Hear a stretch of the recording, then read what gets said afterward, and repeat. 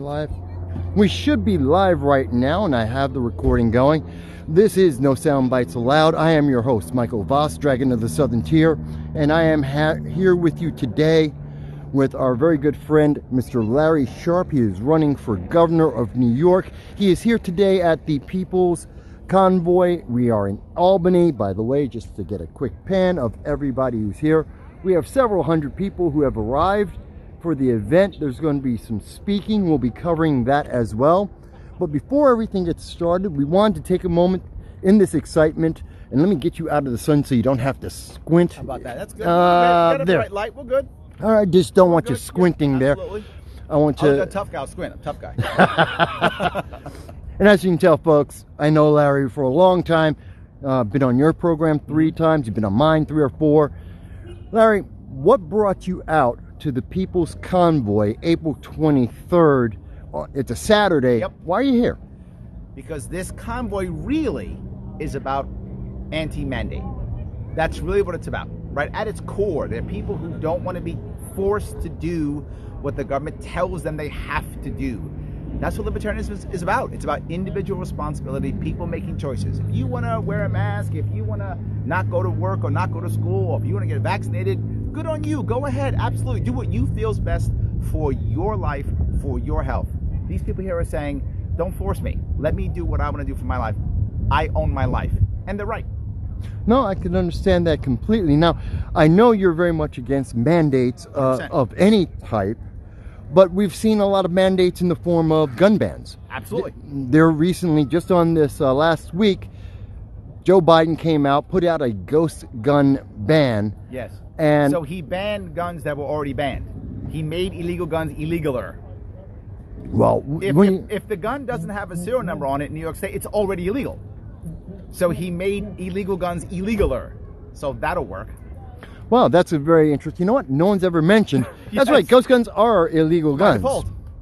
So that's an interesting point. Now, I also wanted to point out, do you think we've seen the New York SAFE Act, we've seen magazine bans, we've seen rifle and other various firearm bans, we've seen the red flag laws, and now we have ghost guns. All of them, all these bans. Do you think that Yet this still, time we are having black and brown young men kill each other in every city in New York State? Still. Okay. So I mean, the goal, they tell us, is to stop the youth from being killed, right? Yeah. They tell us this. They passed all these laws, but it's still happening. Something's wrong. If I were to tell you that I just spoke with New York State on April 19th of 2022, I just spoke with New York State's court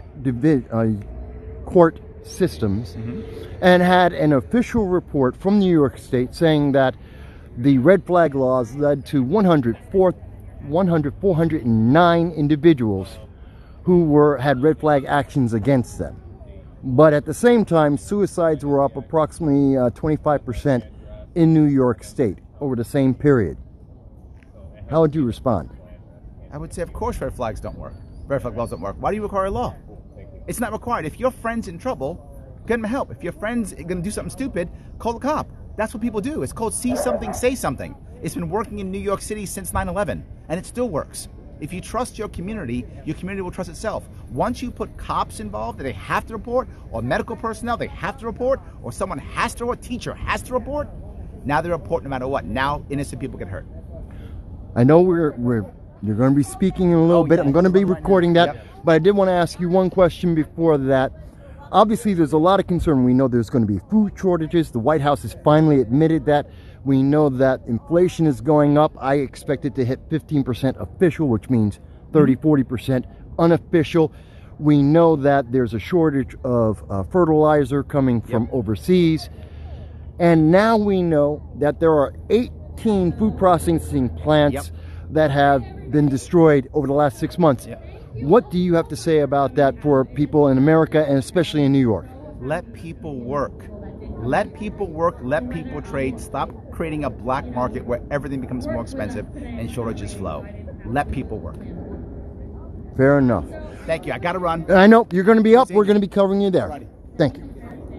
And folks, so as you can see, and I'm trying to turn this around here, and bear with me a moment, folks. It's a new system here, and I want to make sure I can turn this around. Of course, it won't do it. Hello?